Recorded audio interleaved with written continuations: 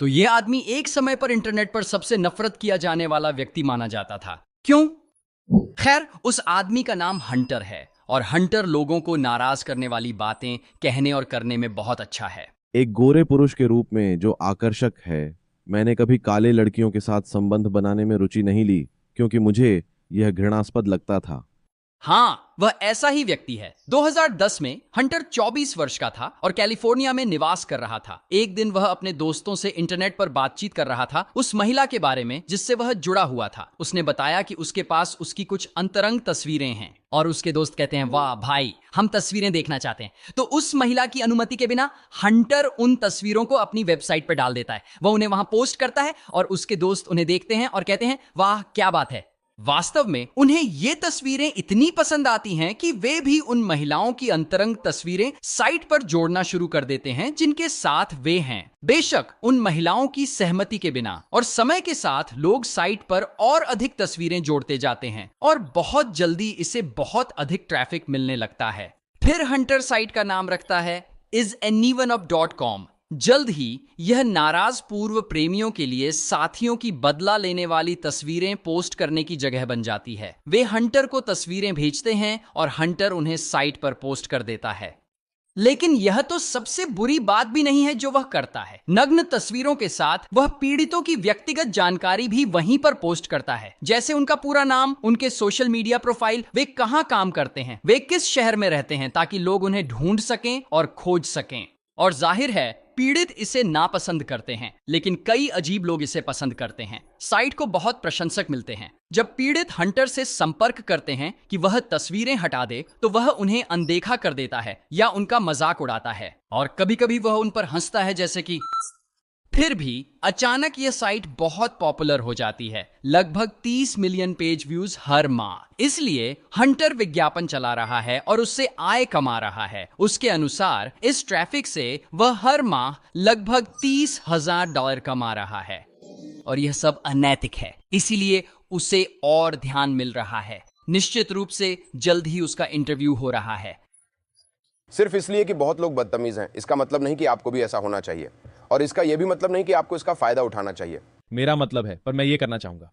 लेकिन फिर भी मुझे लगता है कि यह सारा पैसा और ध्यान उसके लिए पर्याप्त नहीं है, क्योंकि वह चीजों को और भी बदतर बनाता रहता है। जैसे एक दिन उसका ईमेल हैक हो जाता है और हैकर यह व्यक्ति चार्ल्स है। चार्ल्स, वह 21 साल का है, कैलिफोर्निया में रहता है। जब हंटर को पता चलता है कि उसका ईमेल हैक हो गया है, तो वह चार्ल्स से संपर्क करता है और पूछता है कि क्या वह उसके लिए काम करेगा। वह चाहता है कि चार्ल्स कई लोगों के जीमेल और याहू ईमेल हैक करे, खातों में पहुंचें और निजी तस्वीरें चुरा लें ताकि isanyoneup.com पर डाल सकें। इसके लिए उसे हर हफ्ते $200 मिलेंगे। चार्ल्स सोचता है, लोगों को हैक करो और उनकी नग्न तस्वीरें चुराओ। ठीक। और इस तरह चार्ल्स ने शुरुआत की और वह लोगों के ईमेल में घुसपैठ कर रहा है, उनकी निजी तस्वीरें चुरा रहा है। यह महीनों चलता रहता है। लेकिन बात यह है कि यह 2011 है, इसलिए रिवेंज पोर्न कानून वास्तव में अभी तक नहीं है। और भले ही वे होते, ऐसा नहीं लगता कि हंटर को इस बात की परवाह है कि वह किससे चोट पहुंचाता है, और ऐसा लगता है कि यह व्यक्ति कभी पकड़ा नहीं जाएगा और कोई भी उसे रोक नहीं पाएगा जब तक हंटर गलत महिला से नहीं उलझता। क्योंकि 2012 में एक दिन चार्ल्स एक महिला का ईमेल हैक कर लेता है। उसका नाम कायला है। चार्ल्स कायला का ईमेल हैक कर उसकी निजी तस्वीरें चुरा लेता है। फिर हंटर यह सुनिश्चित करता है कि वे सभी के देखने के लिए उसकी वेबसाइट पर पोस्ट हो जाएं, साथ ही उसके सोशल मीडिया लिंक भी, ताकि जो भी इन तस्वीरों को देखे वह उसे परेशान कर सके। फिर कायला को इसके बारे में पता चलता है और वह डर और बहुत परेशान हो जाती है, क्योंकि कौन नहीं होगा। कायला उलझन में है कि क्या करे, तो वह अपनी मां शार्लेट के पास जाती है। कायला शार्लेट से मदद मांगती है। शार्लेट तुरंत हरकत में आती है। वह हंटर से संपर्क कर तस्वीरें हटाने को कहती है। हंटर उसे अनदेखा कर देता है। वह पुलिस के पास जाती है, लेकिन पुलिस मदद नहीं करती क्योंकि बदले की अश्लीलता के कानून नहीं हैं। फिर कायला के सौतेले पिता, जो वकील हैं, शामिल होते हैं। फिर सौतेले पिता हंटर से संपर्क कर उसे कॉपीराइट उल्लंघन पर मुकदमे की धमकी देते हैं, क्योंकि कायला अपनी तस्वीरों की कॉपीराइट मालिक है। मुझे लगता है हंटर डरकर तस्वीरें हटा देता है। केला के लिए यह बहुत अच्छा है और सभी के लिए भी, लेकिन हंटर की वेबसाइट पर पीड़ितों की नग्न तस्वीरें और निजी जानकारी अब भी उपलब्ध है। इसलिए केला की मां शार्लेट ने यह निर्णय लिया कि वह इसे ऐसे नहीं छोड़ेंगी। शार्लेट एक एक करके 40 महिलाओं का पता लगाती हैं, जिनकी निजी तस्वीरें हंटर की साइट पर थीं। वह यह भी जानती हैं कि इनमें से लगभग आधी महिलाओं के ईमेल भी हैक हुए थे, जिससे उनकी तस्वीरें भी चोरी हुई थीं, जैसे कायला की हुई थीं। और जबकि बदले के लिए अश्लील सामग्री अभी तक अवैध नहीं है, इस समय हैकिंग निश्चित रूप से अवैध है और इसलिए शार्लोट ने सारी जानकारी जो उसने इकट्ठी की है उसे FBI को सौंप दिया और FBI हंटर की जांच शुरू करती है। इस बीच शार्लोट ट्विटर पर हंटर का घर का पता साझा करती है, क्योंकि वह इन महिलाओं को डॉक्स कर रहा है। फिर अचानक उसके कई पीड़ित उस पर मुकदमे दर्ज करने लगते हैं। एनोनिमस सक्रियतावादी हैकर समूह भी शामिल हो जाता है, क्योंकि उन्हें हंटर का इन महिलाओं के साथ किया जा रहा काम पसंद नहीं है और वे उसका घर का पता पोस्ट करते हैं।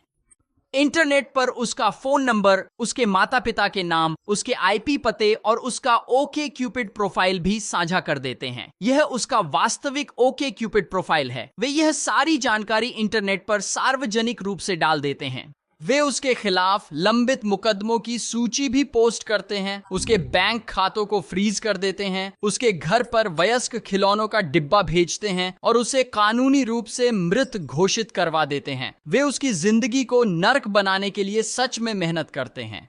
इन सब के बाद मुझे नहीं पता कि हंटर ने सब कुछ सहन किया या नहीं, लेकिन इस समय उसे अपनी वेबसाइट बेचने का प्रस्ताव मिलता है इस anyoneUp.com और वह इसे स्वीकार कर लेता है।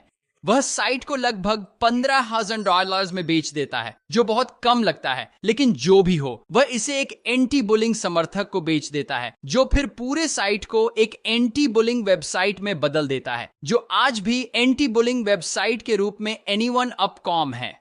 फिर हंटर टीवी पर जाता है और दिखावा करता है कि वह अब नया इंसान बन गया है, जिसने अपनी जिंदगी को नई दिशा दी है। हालांकि वह अब भी वैसा ही लगता है, क्योंकि वह मूल रूप से पीड़ितों को दोष देता है। मुझे समझ नहीं आता कि आप मुझ पर उंगली कैसे उठा सकते हैं। आपने तस्वीर ली, लेकिन यह सब आपसे ही शुरू हुआ। मुझे नहीं पता कि आपकी उम्र क्या है, लेकिन मुझे यकीन है कि आप समझदार हैं और स्कूल जाते हैं। मेरा मतलब 2012 है। आप क्या उम्मीद करते हैं?